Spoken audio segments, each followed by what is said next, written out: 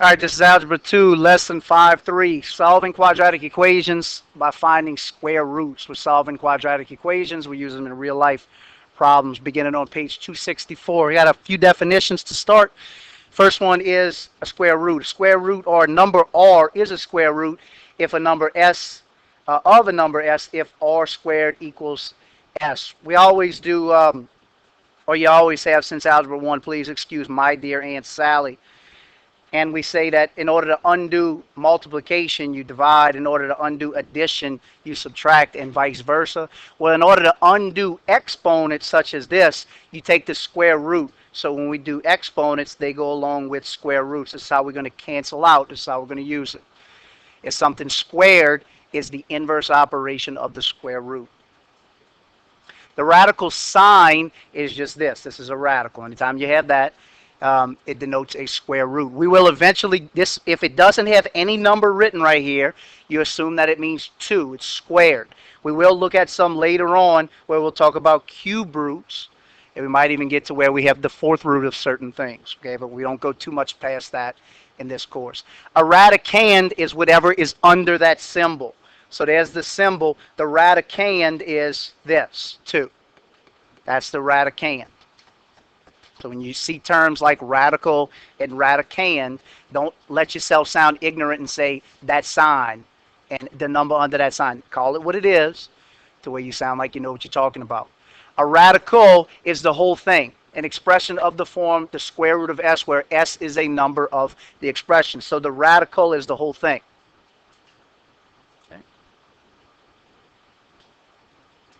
And then rationalizing the denominator. This is very, very easy for most people, but you have to understand what you're multiplying by.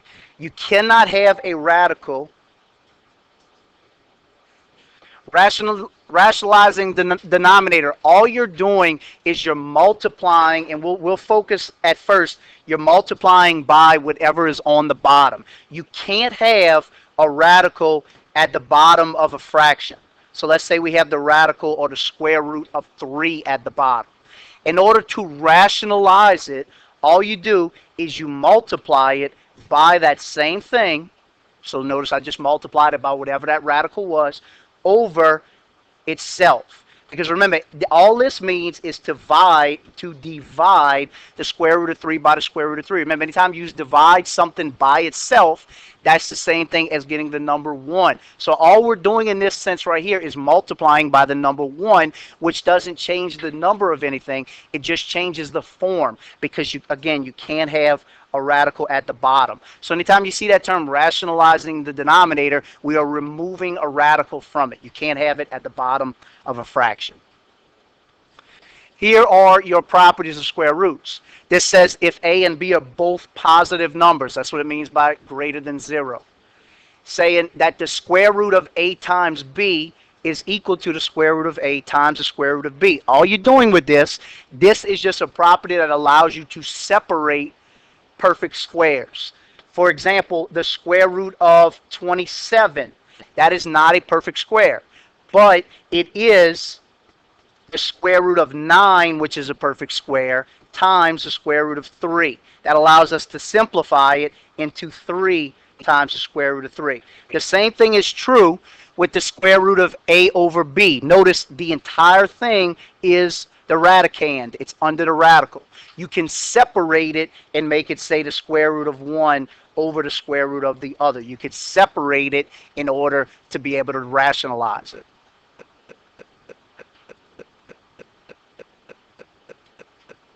Here is example number 1. You have 4 different problems. The one I just showed you, the square root of 27, is the same thing as the perfect square. Remember what your perfect squares are. 2 times 2, 3 times 3, 4 times 4, 5 times 5. Get used to these numbers. You have to use them to break these down. 6 times 6, 7 times 7, and they keep going and going like that. Which one of those numbers can you multiply by to get the number 27? That's the question. You multiply by the number 9. Therefore, we have the square root of 9 times the square root of what gives you 27, and it's times 3. We know that the square root means what times itself. Notice the square root of 9 comes out at that point and just becomes 3 times the square root of 3. For b, it says the square root of 5 times the square root of 15. When you multiply, if you can undo it by multiplying something by itself, then that means the same property says you can combine them. The square root of 5 times the square root of 15 is the square root of 75. There's no perfect squares in 5 and 15, but there is a perfect square in 75. 25, think a quarter's going into 75 cents. The square root of 25 times the square root of 3. And again, what times itself is 25? Notice it comes out of the radical. It's no longer underneath the symbol. 5 times the square root of 3. For C, it says the square root of 5 over 36. You can separate it. That was the second property we looked at here, the quotient property. You can separate it. The square root of 5 over the square root of 36. And then this right here means what times itself is 36. And notice 6 comes outside of the radical. And this is a simplified form, the square root of 5 over 6. And then the last one says the square root of 13 over 3. You can separate it into the square root of 13 over the square root of 3. And then, like I showed just a second ago, we can rationalize it by multiplying whatever's on the bottom times itself over itself. When you multiply straight across, the square root of 13 times the square root of 3, you get the square root of 39. And the square root of 3 times the square root of 3. Anytime you have the same radical multiplying by itself like this, notice it's the same radical because it's got the same radicand underneath it, you can shorten it up and just pull it out and say 3. Or you could put them together and get the square root of 9 and then take the square root of 9, which will give you 3. Okay, very quickly, take 1 minute and do each of these 4 problems. They're very quick problems to do. Simplify each of the 4.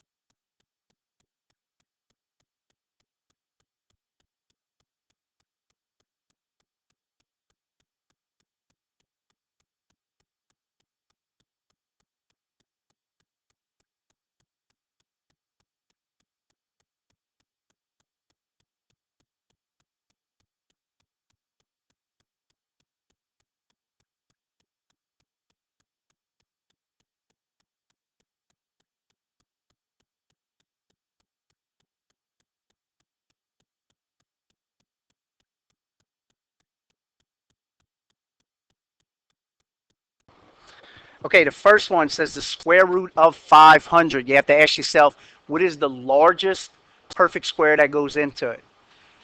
The number 100 is the largest one. So the square root of 100 times the square root of 5. You have to simplify it further by saying what times itself gives you 100. The number is 10 times the square root of 5. There is no perfect square in 5. That is the simplified version. For for the second one, there's no number.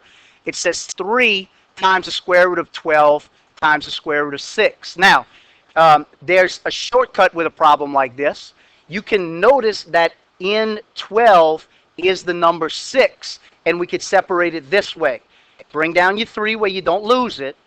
The square root of 6 times the square root of 2. Now, neither one of those is a perfect square. Remember, your perfect squares are 2 times 2, 3 times 3, 4 times 4. None of those are 6 or 2. But what happens when we bring this one down, the square root of 6, now we have 2 radicals that are exactly the same, multiplying by each other. The square root of 6 times the square root of 6. Just like a minute ago, anytime you have 2 radicals that are exactly the same, you just pull the radicand out.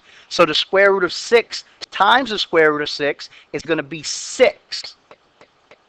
We'll bring the rest of it down. 3 is right next to that. That means it's multiplying. And don't forget that the square root of 2 has to come down. When you multiply 3 times 6, you get 18 times the square root of 2. Okay. You could have multiplied 12 and 6. Okay. If you did that, you got 72. And then you would have had to break down the square root of 72. into its perfect square, but you would have come back to 18 times the square root of 2. You would have gotten the square root of 36 times the square root of 2, and 3 times 6 would have given you 18. For the third one, it says the square root of 25 over 3. Remember, you can separate it.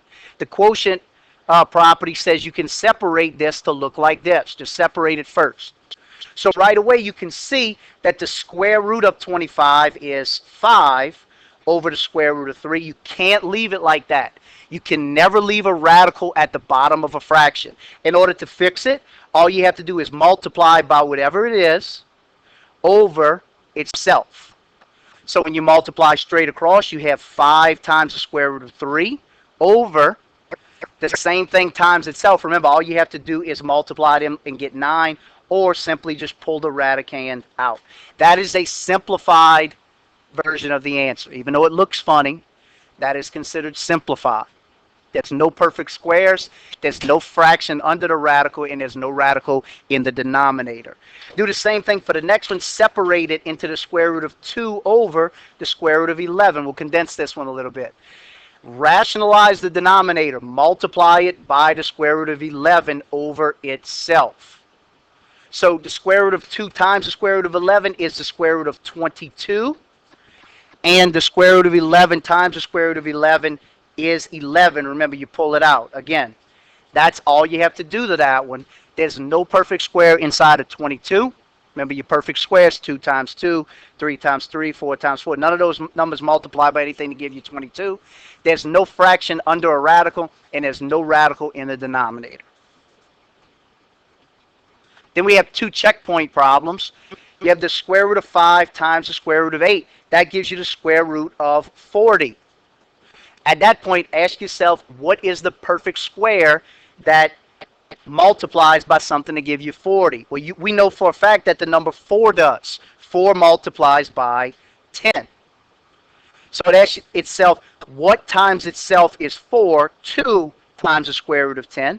Ask yourself, there's 3 questions you need to ask yourself. Is there a perfect square in 10? Remember, your perfect squares are 2 times 2, 3 times 3, 4 times 4. None of those numbers multiply by anything and give you 10. Is there a fraction under the radical? No. And is there a radical in the denominator? No. Therefore, this is considered a simplified radical. For number 2, separate it into the square root of 3 over the square root of 5. You can't leave it that way, though, because there's a radical at the bottom. Rationalize it by multiplying the square root of 5 over itself. The square root of 3 times 5 is the square root of 15, multiplying straight across. The square root of 5 times 5, if you multiply them, you get the square root of 25. But you could also just say, I'll pull it out and get the square root of 25, which is 5. Ask yourself the same 3 questions. Is there a perfect square in 15? No. None of these numbers multiply by anything to give you 15. Is there a fraction under the radical? No. This is not a fraction under a radical. Notice the radical is only at the top. It's not the whole thing. That would be a fraction under a radical if it was the whole thing. And there's no radical at the bottom. It's only at the top. Therefore, this is considered a simplified radical answer. Solving quadratic equations is one more step. So all we're doing is we're going to solve. So we know how to undo addition, we subtract. We know how to undo division, we multiply. In order to undo squaring something, you take the square root of it, and vice versa. So right here we have 1/2 times x minus 2 squared minus 8.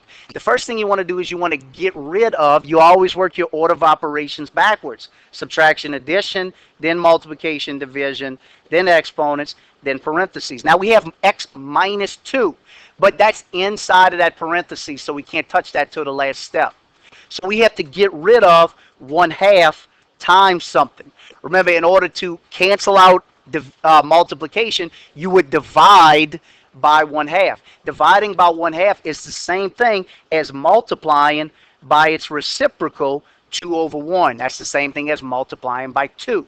So when you multiply by 2, it'll cancel that out. You have to multiply the other side by 2 to get 16. So now you have x minus 2 squared is equal to 16. Again, go back to your order of operations at this step when you're undoing it. There's nothing to subtract by because it's inside parentheses. We can't cancel that out. There's no multiplication and division to cancel out. The next step is exponents. Let's add in r to go with exponents, because not only is it exponents, it's also radicals. That's what we're going to cancel out next. In order to cancel out the squaring of something, you're going to take the square root of it.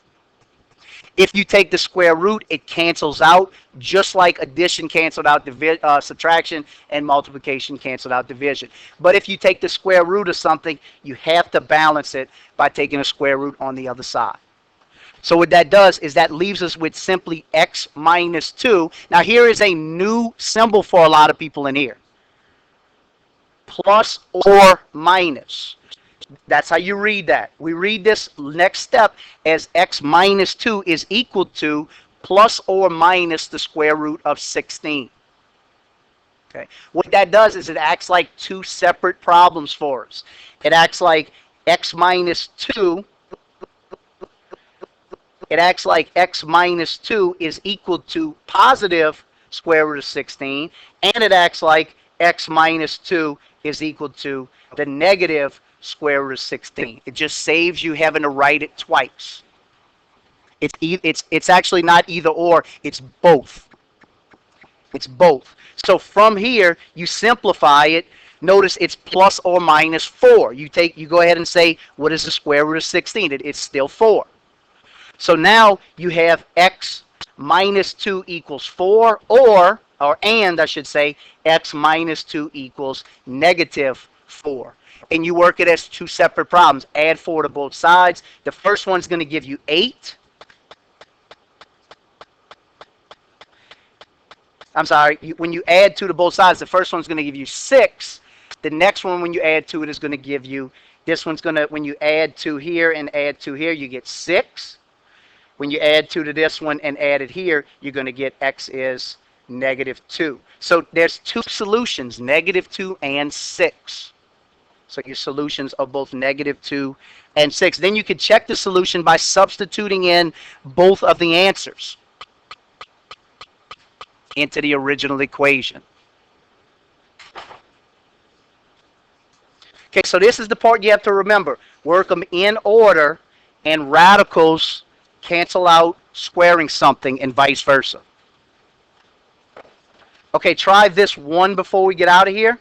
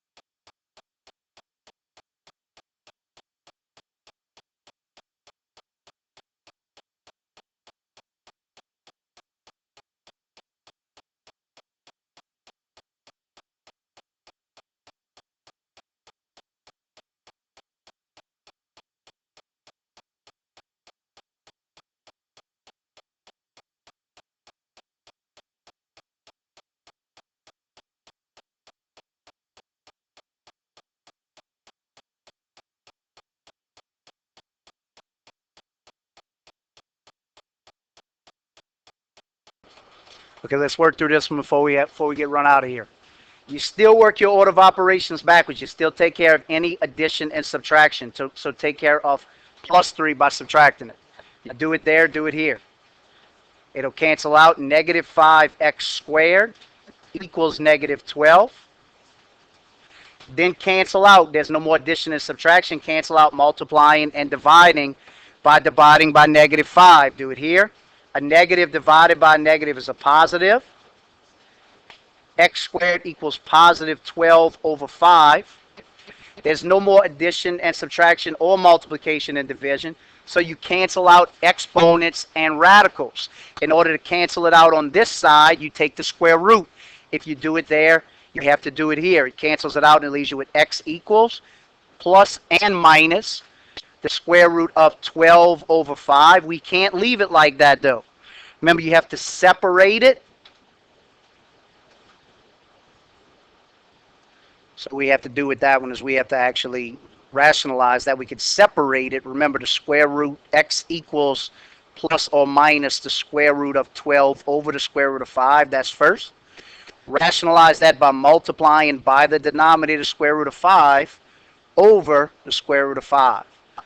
That'll cancel out that radical at the bottom. Remember, that's the thing you can't have. Square root of 5 times the square root of 5 is 5. The square root of 12 times the square root of 5 is the square root of 60. Okay. Then you want to check and see if there is a number that goes into 60. 2 times 2, 3 times 3, 4 times 4, 5 times 5, 6 times 6. You can keep going, but the number 4 is going to go into it. When we separate it, not sure why I can't scroll down a little bit further. Oh, that's why. When we separate it, we'll have the square root of 4 times the square root of 15. That's the square root of 60 over 5. The square root of 4 is 2 times the square root of 15 over 5. This is your simplified radical. 2 square root of 15 over 5.